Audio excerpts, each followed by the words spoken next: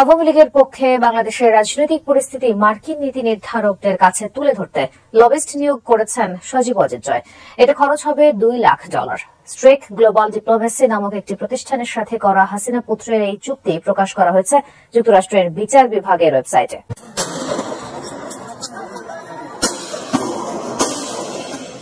ছাত্র জনতার অভ্যুত্থানের মুখে 5 আগস্ট বাংলাদেশ ছেড়ে ভারতে পালিয়ে যান শেখ হাসিনা।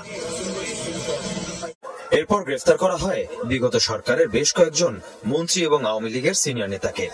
আওয়ামী লীগের নেতাকর্মীদের আমি সবাইকে আহ্বান জানাচ্ছি। এরপর থেকে সামাজিক যোগাযোগ মাধ্যম এবং বিদেশি বিভিন্ন গণমাধ্যমে নানা বিতর্কিত মন্তব্য করে আলোচনায় আসেন হাসিনা পুত্র সজীব ওয়াজেদ জয়। এবার $2 লাখ বিনিময়ে যুক্তরাষ্ট্রে লবিস্ট নিয়োগ করেছেন তিনি।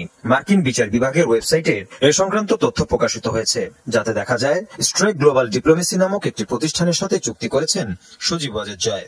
গেল 12 সেপ্টেম্বর 6 মাসের জন্য চুক্তি হয়। আওয়ামী লীগের পক্ষে বাংলাদেশের সাম্প্রতিক পরিস্থিতি মার্কিন নির্বাহী ও বিচার বিভাগের কাছে তুলে ধরবে প্রতিষ্ঠানটি। ওয়াজেদ ইনকর্পোরেশনের পক্ষে চুক্তিপত্রে স্বাক্ষর করেন জয়। ক্রিশ্চিয়ান বোর্জ এবং রবার্ট স্ট্রেকের নেতৃত্বে এই লবিস্ট ফার্মের সাথে সম্পৃক্ত রয়েছেন সাবেক মার্কিন প্রেসিডেন্ট এবং আসন্ন প্রেসিডেন্ট নির্বাচনে রিপাবলিকান প্রার্থী ডোনাল্ড ট্রাম্প। 2016 সালের নির্বাচনে ট্রাম্পের প্রচারণার সময় উপদেষ্টা হিসেবে কাজ করেছিলেন তারা। বিএনপি শাসনামলে জঙ্গিবাদ ইস্যুকে কেন্দ্র করে এর আগে 2004 সালে লবিস্ট নিয়োগ করেন সজীব ওয়াজেদ জয়।